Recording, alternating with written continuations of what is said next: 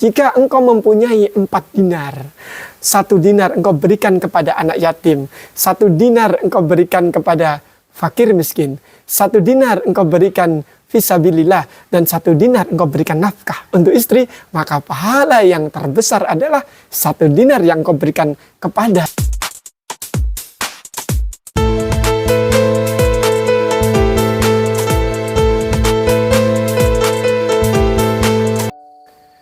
Assalamualaikum warahmatullahi wabarakatuh.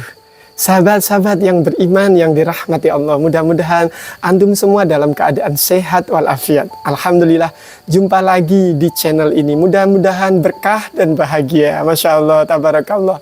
Kali ini kami akan membahas tentang pernikahan. Masya Allah. Rasulullah Shallallahu Alaihi Wasallam bersabda, barang siapa yang membenci sunnahku, maka bukan termasuk dari golonganku.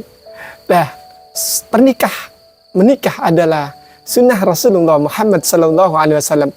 Yang dimaksud membenci sunnah bukan dia yang tidak mau menikah, tapi sudah ada jodohnya, sudah kuat, tapi dia tidak mau menikah. Ada jodohnya, tapi dia tidak mau menikah. Inilah yang dimaksud orang yang membenci sunnah Rasulullah. Bukan mereka jomblo, bukan. Memang jomblo kan ada banyak masalah, ada banyak sebab seorang jomblo ya.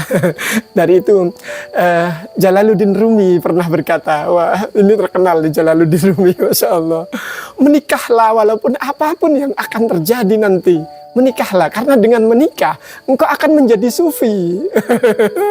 Ini sungguh menarik ini kalau berbicara tentang sufi ya.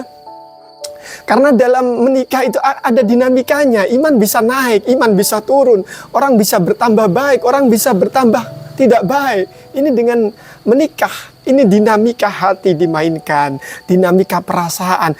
Dulu sebelum menikah bisa jadi dia orang yang lembut, tapi ketika sudah menikah bisa berubah. Atau sebaliknya, dulu sebelum menikah dia orang yang kurang baik, tapi begitu menikah dia menjadi pribadi yang baik. Itulah perjalanan sufi bagi orang-orang yang menikah, kata Jalaluddin Rumi. Masya Allah. Jalaluddin Rumi juga pernah berkata, untuk seorang suami ini ya, jika engkau ingin mengubah atau memperbaiki akhlak istrimu, maka lebih dululah engkau rubah dan engkau perbaiki akhlakmu. Tentu ini bagi seorang suami, memang di dalam diri seorang laki-laki, tentu ini di dalam diri seorang suami itu ada keinginan untuk merubah tabiat istri yang kurang baik menjadi baik, ingin merubah akhlak istri yang kurang baik menjadi baik. Ini tentunya ini akan tidak berhasil apabila tidak dimulai dengan merubah akhlak diri sendiri. Ya, buat apa kita fokus merubah akhlak istri kalau akhlak diri kita seorang suami tidak diperbaiki? Maka dimulai dari diperbaiki akhlak diri sendiri, akhlak suami. Nanti insya Allah akhlak istri pun akan ikut menjadi lebih baik, dan itu akan sukses. Untuk memperbaiki akhlak istri dimulai dari memperbaiki akhlak diri kita. Seperti itulah. Karena dalam hati wanita itu ada 2 dimensi. Yang pertama adalah dimensi tanzih. Dimensi tanzih itu suatu dimensi yang jauh dari jangkauan kita sebagai seorang suami, sebagai seorang laki-laki, di mana dimensi tanzih ini perempuan bermain dengan perasaannya, tidak bermain dengan logikanya. Jadi kita akan susah untuk mengarahkannya karena dia bermain dengan perasaannya. Ini dimensi tanzih. Maka wanita itu mempunyai rahasia-rahasia yang sungguh tidak bisa dimengerti oleh seorang suami.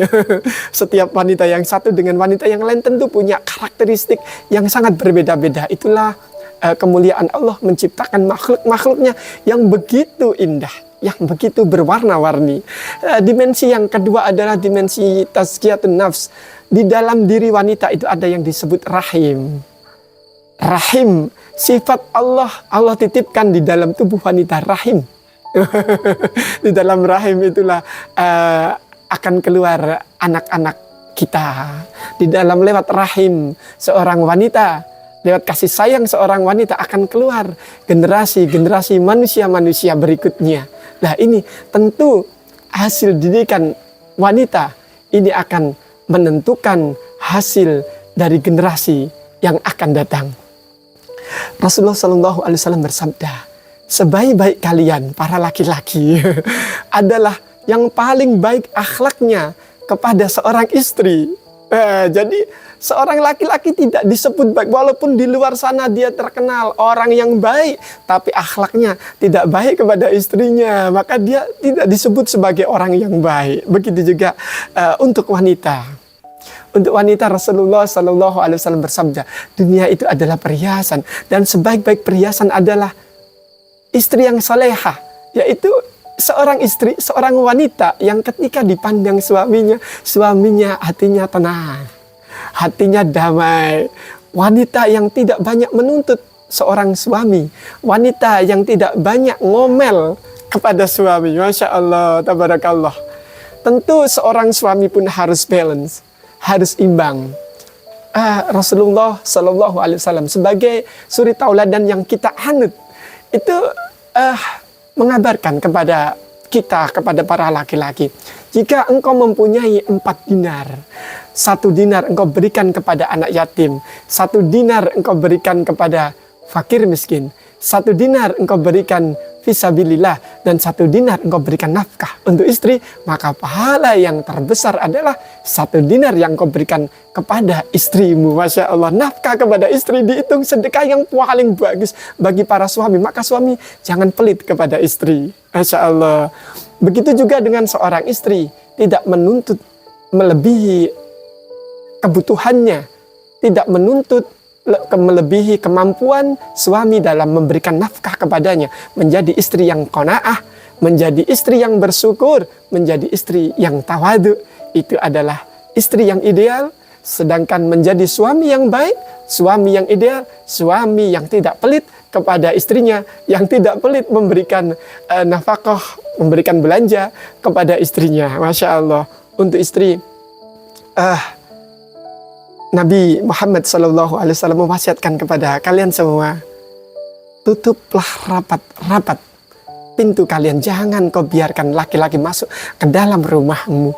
Maksudnya, engkau jangan biarkan laki-laki lain masuk ke dalam rumah tanggamu, mencampuri urusan rumah tanggamu, karena itu bisa membuat gaduh di dalam rumah tanggamu. Maka sakinah dalam keluarga akan terganggu atau tidak akan terwujud.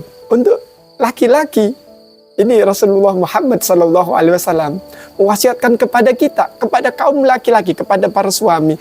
Jika engkau menjumpai seorang wanita cantik di jalanan dan engkau tergoda, hatimu jatuh cinta kepadanya, segeralah engkau pulang. Karena apa yang membuatmu cinta kepada wanita yang kau lihat di jalanan itu ada di rumahmu, ada pada istrimu. Masya Allah, subhanahu wa ta'ala. Tentu ini adalah nasihat yang sangat komprehensif, yang sangat komplit dalam berumah tangga, baik untuk suami maupun istri. Jadi menikahlah, dan mudah-mudahan sahabat-sahabat yang belum menikah, Allah berikan kemudahan untuk segera menikah. Dan sahabat-sahabatku yang sudah menikah, mudah-mudahan menjadi keluarga yang bahagia, yang berkah, yang harmonis, yang sakinah, mawaddah warahmah tentunya. Masya Allah, tabarakallah. Jangan lupa bagi yang belum subscribe dulu ya. Barakallahu fikum. Assalamualaikum warahmatullahi wabarakatuh.